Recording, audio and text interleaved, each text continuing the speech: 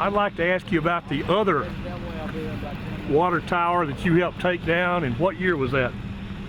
Lord, I don't know. The one on the square? Yeah, I remember that. And we started a campaign to beautify the square, and part of it was the removal of that old water tower. Another part was the removal of the old fire department, and another part was to take all the utilities, put them underground, and General Electric donated a bunch of stuff because of the amount of business General Shelters did with them. So consequently, today all the utilities are underground on the square, and then that water tower came down, and the top part of that water tower is on James Campbell's farm on Highway 7 West.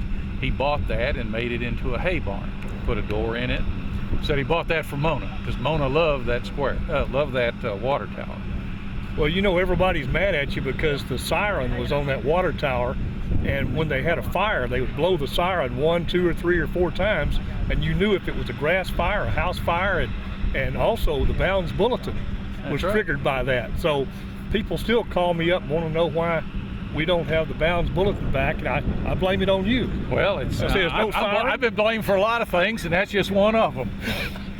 But actually, we moved some of the monuments that were on the square to put all the monuments in one place. The granite monuments that were Woodmen of the World and World War II and whatnot. And a guy named Walter Allen said, no, you can't move that one. So ended up getting moved back, and then that was the end of my project. I quit. I fought that thing as hard as I was going to fight it. But the square is beautiful today.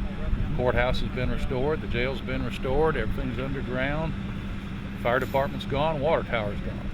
Well, that water tower was built over the original wooden tank that was in the ground right there. That's why they chose that location for the water tower. Plus, it's a high point in the city. But originally, there was a diesel generator in the old fire department building. That's what that building was used for before. It was City Hall and a diesel generator, and it pumped water out of that wooden tank. Of course, you would remember all this, Buster, because you're 20 or 30 years older than I am. Yeah, right. So that's what it is. Yeah. You're getting there. Hold on. Okay. This looks like a beached whale. Yeah, beached whale. Well, we got to get the smokestack down, and that'll be it. Well, good. You got any plans for this place? Well, we're hoping to lease it to the railroad to put in a transloading facility where they would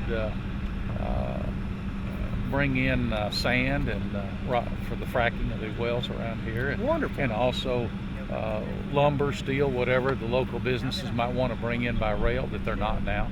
Well, you've got a railhead right down here. Right. You put in at the Porticool plant. I guess it wouldn't be much of a hike to extend it down. Well, they've got one. You wouldn't do that. We're in talks with them to build a 100-car spur right on this property, fill in all these soaking tanks, and put that in. It's a shame we can't have a Walmart warehouse facility here or something. That could happen. Yeah. You know, some people have suggested, there's 230,000 square foot of warehouse here. Yes. And that would make a wonderful indoor camping. Oh, it would. Rain or shine. It would. But it's well, just get something so we can use the natural gas that the capacity we have here. Amen. All we really need now is a demand. That's we right. got plenty of supply. That's right. Yeah. Well, thank you. I appreciate Thank you, Buster. time. Appreciate it. Good.